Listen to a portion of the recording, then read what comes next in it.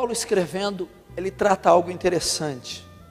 Ele diz que aquele que está em Cristo, o salvo, o convertido, o crente, eu e você, nova criatura é. As coisas velhas passaram, a vida ímpia, a vida antiga, e tudo se fez novo. Ele dá uma característica do modelo, do padrão de um salvo. Se alguém é de fato salvo, se alguém é de fato convertido, se alguém é de fato cristão, ele é uma nova criatura, uma outra criatura, uma outra. As coisas velhas, a criatura velha, o perfil, o padrão, a estrutura antiga tem que morrer. E tudo se fazer novo, uma nova estrutura, uma nova composição moral, espiritual, tem que ser refeita, resultando no crente. Se não ocorreu isso, não há qualquer evidência de cristianismo, nem de conversão, nem de salvação. A maior dádiva dada de Deus ao homem, através de Cristo, a salvação. É talvez o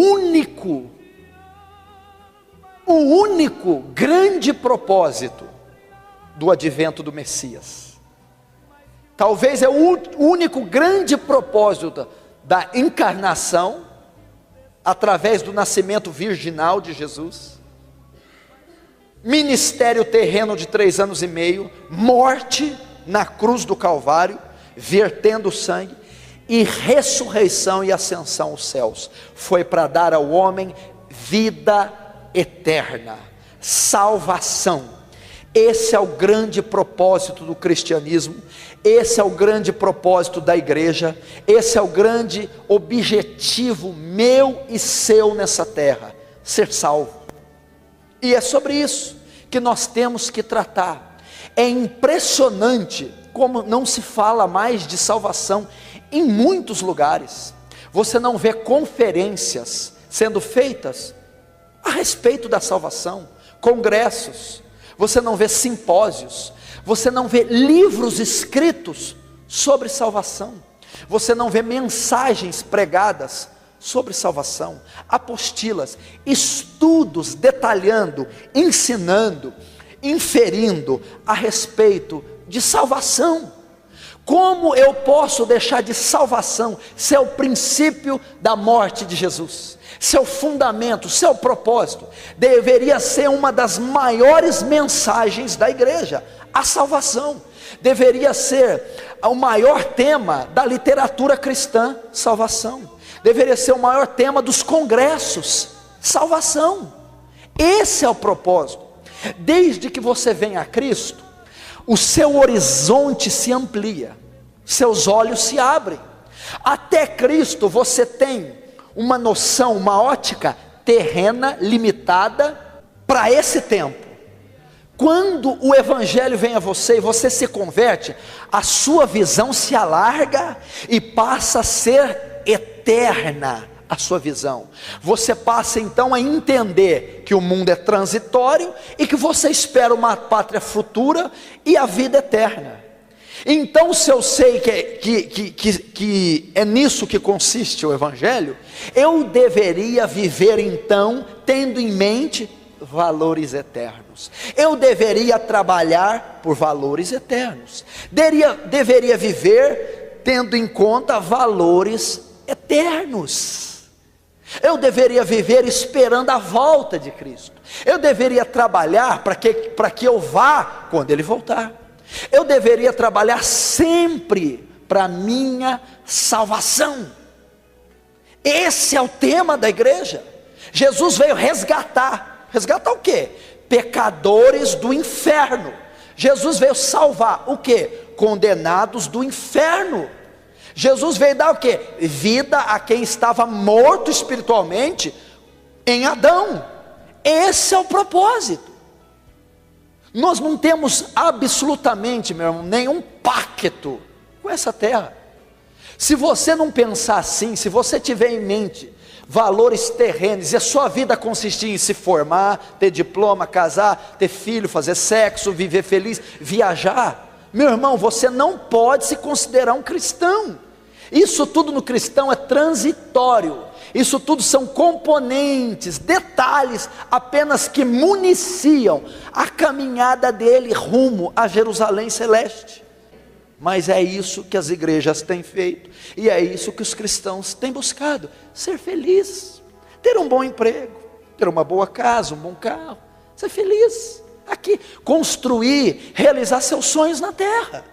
E não há qualquer indício disso no propósito do Evangelho, não há qualquer indício disso no sangue de Cristo ter sido derramado. Ele não veio fazer isso, ele veio salvar, redimir. Quando Deus criou todas as coisas, tudo era muito bom: terra, céus, animais, o homem e a mulher. Quando o pecado entrou, desorganizou o sistema e corrompeu tudo. Então ele faz novos céus e nova terra. Acabou isso aqui, já era. Isso aqui está desconjuntado, isso aqui está desconformado. Então nós passamos a ter uma nova meta celeste. Então é sobre salvação. E por que não se fala de salvação?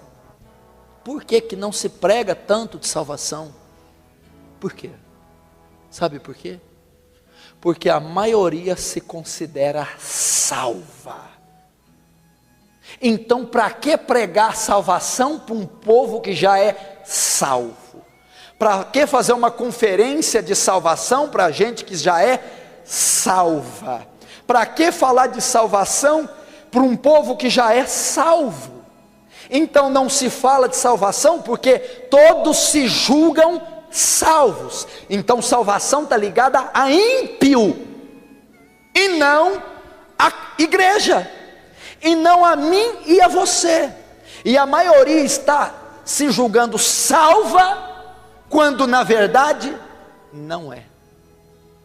Se você e eu julgamos salvo, se você diz: não, eu sou salvo, eu tenho certeza da minha salvação, eu tenho certeza da minha conversão, eu sou convertido de verdade, e o verdadeiro convertido é salvo. Para ser salvo tem que ser convertido, e o verdadeiro convertido é salvo. Você diz: eu sou convertido, eu sou salvo. Tudo bem, você pode afirmar isso, e eu. Agora me diz, baseado no que você afirma a sua salvação? Eu afirmo a minha, nós afirmamos a nossa.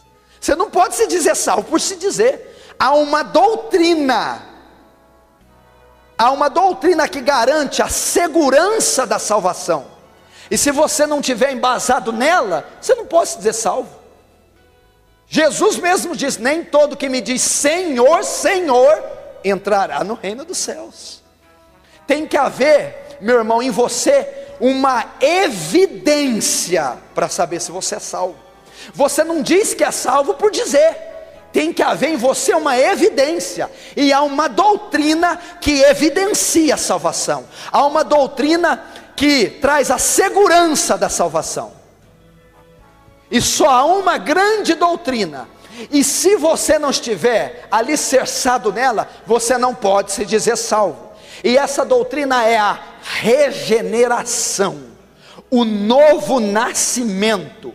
O que está em Cristo, nova criatura é, foi transformado, uma nova criatura, um novo ser. As coisas velhas, hábitos, ações, pensamentos, sentimentos, morreram, foram sepultados com Cristo, e uma nova natureza foi dada a ele. Se um homem não é regenerado, não é convertido, e se ele não é convertido, não é salvo. Se ele não nasceu de novo, não foi transformado pelo poder sobrenatural, ele não é salvo.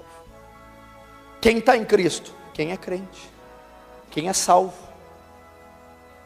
é uma nova criatura, é uma outra pessoa.